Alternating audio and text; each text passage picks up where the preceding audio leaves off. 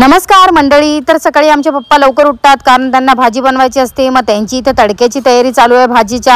हॉटेलवर आल्यानंतर मस्तपैकी 10 वाला एक गुड डे आणि मस्त चहा पिल्ला। बिस्लरी वाल्यांचा माल आला होता वाड्यावरून, तर मी माल उतरवून घेतला आणि ब्रश वेगवेगळे कापून घेत होती कारण गिराईक येतात पटापट, मग द्यायला सोपं पडतं पटापट।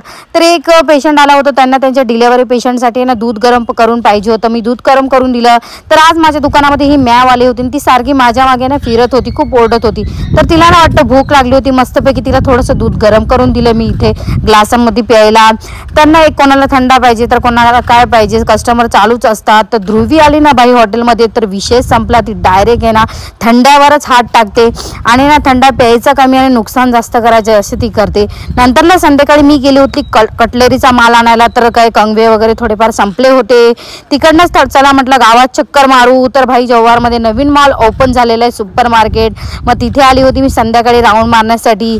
तर व्हिडिओ आवडला असेल तर लाईक शेअर सबस्क्राईब नक्की करा। बाय मंडळी, भेटू उद्या।